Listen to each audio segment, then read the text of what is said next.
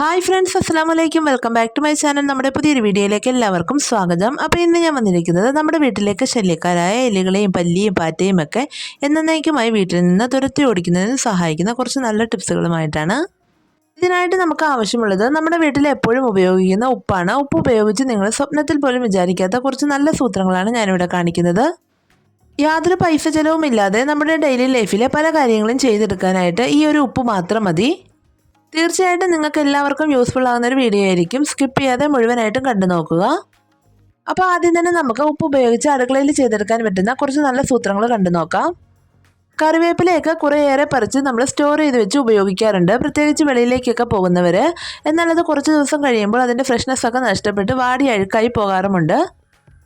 എന്നാൽ ഇനി കറിവേപ്പിലയൊക്കെ ഒരു വർഷം വരെ നല്ല ഫ്രഷ് ആയിട്ട് സൂക്ഷിക്കാനായിട്ട് നമ്മളിത് സ്റ്റോർ ചെയ്ത് വെക്കുന്ന സമയത്ത് ഒരല്പം ഉപ്പ് ഇതുപോലെ സ്പ്രെഡാക്കി കൊടുത്തതിന് ശേഷം ഇതുപോലെ ഒരു ടിന്നിനകത്ത്, കാറ്റ് കയറാത്ത ടിന്നിനകത്ത് നമ്മൾ സൂക്ഷിച്ച് വെക്കുകയാണെങ്കിൽ നമുക്ക് എത്ര നാൾ വേണമെങ്കിലും നല്ല ഫ്രഷോടുകൂടി തന്നെ കറിവേപ്പില ഉപയോഗിക്കാനായിട്ട് പറ്റും. ഇനി അതുപോലെ നമ്മൾ പരിപ്പും പയറൊക്കെ കുറച്ച് കൂടുതൽ മേടിച്ച് വെക്കുന്ന സമയത്ത് അതിൽ പൂപ്പലും കുത്തലും ഒക്കെ വന്ന് പെട്ടെന്ന് തന്നെ കേടായി പോകാറുണ്ട്. എന്നാൽ ഇത് കേടുകൂടാതെ സൂക്ഷിക്കാനായിട്ട് നമ്മളിത് സ്റ്റോർ ചെയ്ത് വെക്കുന്ന സമയത്ത് ഒരല്പം ഉപ്പ് ഇതുപോലെ സ്പ്രെഡ് ആക്കിയതിന് ശേഷം സ്റ്റോർ ചെയ്ത് വെക്കുകയാണെങ്കിൽ എത്ര നാൾ കഴിഞ്ഞാലും നമുക്ക് നല്ല കേടാകാതെ നല്ല ഫ്രഷോടുകൂടി തന്നെ ഉപയോഗിക്കാനായിട്ട് പറ്റും. ഇനി അതുപോലെ നമ്മൾ കുറച്ച് മുളക് പൊടിയും മല്ലിപ്പൊടിയും ഒക്കെ കൂടുതൽ മേടിച്ച് പൊടിച്ച് വെക്കുന്ന സമയത്തും ഇതുപോലെ പെട്ടെന്ന് തന്നെ കേടായി പോകാറുണ്ട്. അത് ഒഴിവാക്കുന്നതിനായിട്ട് നമ്മൾ സ്റ്റോർ ചെയ്ത് വെക്കുന്ന സമയത്ത് ഇതുപോലെ ഒരല്പം ഉപ്പ് സ്പ്രെഡ് ആക്കിയതിന് ശേഷം സ്റ്റോർ ചെയ്ത് വെക്കുകയാണെങ്കിൽ എത്ര നാൾ കഴിഞ്ഞാലും കേടാകാതെ ഇരിക്കും. ഇനി അടുത്ത ഒരു കാര്യം നോക്കാം. നമ്മളിൽ പലരും ജോലി എളുപ്പമാക്കാൻ വേണ്ടി ഒരാഴ്ചത്തേനുള്ള തേങ്ങയൊക്കെ ഇതുപോലെ ചിരണ്ടി ഫ്രിഡ്ജിൽ സ്റ്റോർ ചെയ്ത് വെച്ച് ഉപയോഗിക്കാറുണ്ട്, പ്രത്യേകിച്ച് ജോലിക്ക് പോകുന്നവരൊക്കെ. എന്നാൽ ഇങ്ങനെ നമ്മൾ ഉപയോഗിക്കുമ്പോൾ 1-2 ദിവസം കഴിയുമ്പോൾ അതിൻ്റെ ആ ഫ്രഷ്നെസ് ഒക്കെ നഷ്ടപ്പെട്ട് തേങ്ങ ആകപ്പാടെ കേടായി പോകാറുണ്ട്. ഇത് ഒഴിവാക്കുന്നതിനായിട്ട് നമ്മളിത് സ്റ്റോർ ചെയ്ത് വെക്കുന്ന സമയത്ത് ഒരല്പം ഉപ്പ് ഇതുപോലെ സ്പ്രെഡ് ആക്കിയതിന് ശേഷം ഇതുപോലെ ഒരു ബോക്സിനകത്താക്കി സൂക്ഷിക്കുകയാണെങ്കിൽ എത്ര ദിവസം കഴിഞ്ഞാലും നമുക്ക് നല്ല ഫ്രഷോട് കൂടി തന്നെ ഉപയോഗിക്കാനായിട്ട് പറ്റും. ഇനി അതുപോലെ നമ്മളെല്ലാവരും അടുക്കളയിൽ നേരിടുന്ന വലിയൊരു പ്രശ്നമാണ് സവാള അല്ലെങ്കിൽ ഉള്ളി എരിയുമ്പോൾ കണ്ണെരിയുക എന്നത്. ഇത് ഒഴിവാക്കുന്നതിനായിട്ട് നമുക്ക് ഈ ഒരു ഉപ്പ് മാത്രം മതി. ഞാനിവിടെ ചെറിയൊരു പാത്രത്തിൽ കുറച്ച് വെള്ളം എടുത്തിട്ടുണ്ട്, അതിലേക്ക് 1 സ്പൂൺ ഉപ്പുപൊടി ചേർത്ത് കൊടുത്തിട്ടുണ്ട്. എന്നിട്ട് നമ്മൾ അരിയാനുള്ള സവാള ഇതുപോലെ കുറച്ച് നേരം ഒന്ന് ആ വെള്ളത്തിൽ മുക്കി വെച്ച് കൊടുത്താൽ മതി. പിന്നെ നമ്മൾ അരിഞ്ഞെടുക്കുമ്പോൾ നമ്മുടെ കണ്ണ് ഒട്ടും തന്നെ എരിയുകയില്ല.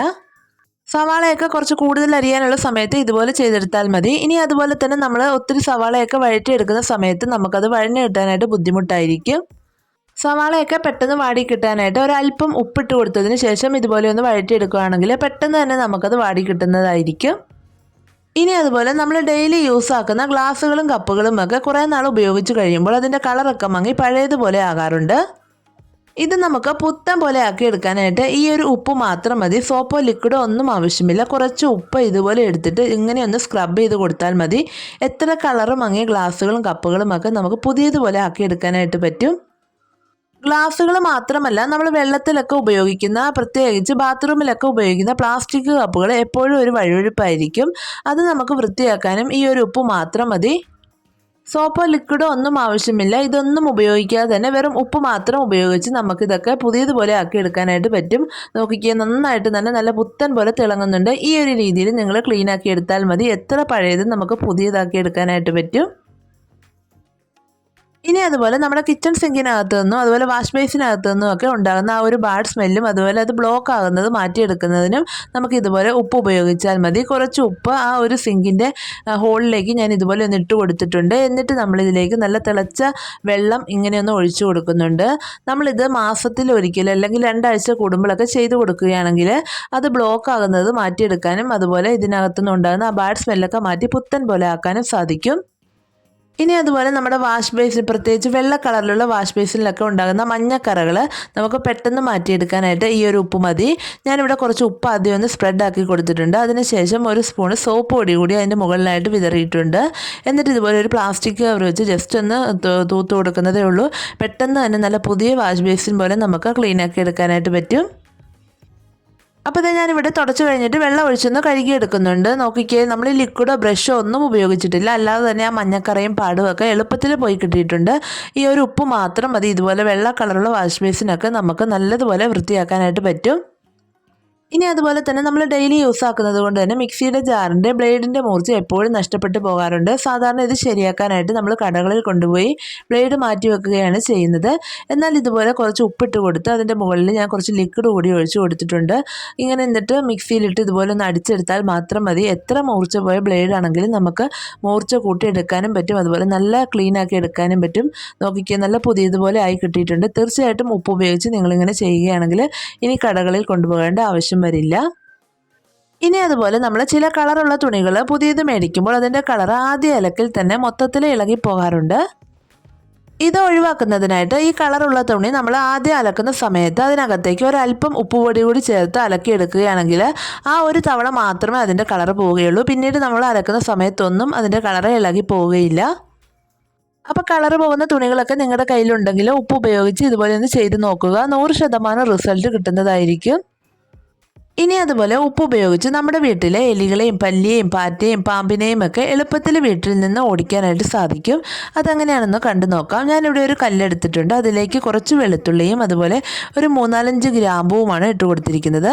എന്നിട്ട് ഇത് നന്നായിട്ടൊന്ന് ചതച്ചെടുക്കാം. ഇതുപോലെ ചതച്ചെടുത്തെങ്കിൽ മാത്രമേ അതിൻ്റെ ആ ഒരു ഫ്ലേവർ പുറത്തേക്ക് കിട്ടുകയുള്ളൂ. അതുകൊണ്ടാണ് നമ്മൾ ഇങ്ങനെ എടുത്തിരിക്കുന്നത്. ഇനി ഒരു സോസ് പാൻ എടുക്കാം. അതിലേക്ക് നമ്മൾ ചതച്ച് വെച്ചിരിക്കുന്ന ഗ്രാമ്പൂവും വെളുത്തുള്ളിയും ഇട്ട് കൊടുക്കുന്നുണ്ട്. അതിനുശേഷം നമ്മൾ ഇതിലേക്ക് നമ്മുടെ മെയിൻ ഇൻഗ്രീഡിയൻ്റായ ഉപ്പുപൊടി 2 സ്പൂൺ ഉപ്പുപൊടി ചേർത്ത് കൊടുക്കുന്നുണ്ട്. പൊടിയുപ്പിന് പകരം നിങ്ങൾക്ക് കല്ലുപ്പാണെങ്കിലും ചേർത്ത് കൊടുക്കാവുന്നതാണ്. ഇനി ഇതിലേക്ക് ആവശ്യത്തിനുള്ള വെള്ളം കൂടി ഒഴിച്ചു കൊടുത്ത് മിക്സ് ആക്കി എടുക്കുന്നുണ്ട്.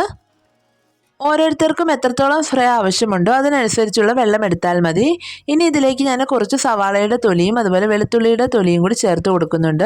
സവാള പോലെ തന്നെ ഉപകരിക്കുന്നതാണ് അതിൻ്റെ തോലും. പിന്നെ നമ്മൾ ഇതിലേക്ക് ചേർക്കുന്നത് കുറച്ച് വെളുത്തുള്ളിയുടെ ഞെട്ടുകളാണ്. ഒരു 5-8 10 ഞാനിവിടെ ചേർത്ത് കൊടുത്തിട്ടുണ്ട്. എന്നിട്ട് ഇത് നമുക്ക് അടുപ്പിൽ വെച്ചിട്ട് നന്നായിട്ടൊന്ന് തിളപ്പിക്കണം. ഹൈ ഫ്ലെയിമിലിട്ട് ഒരു 2 മിനിറ്റോളം നമുക്കിത് തിളപ്പിച്ചെടുക്കാം. അതിൻ്റെ ആ ഒരു എല്ലാ ഫ്ലേവറും നമുക്ക് ആ ഒരു വെള്ളത്തിൽ കിട്ടണം.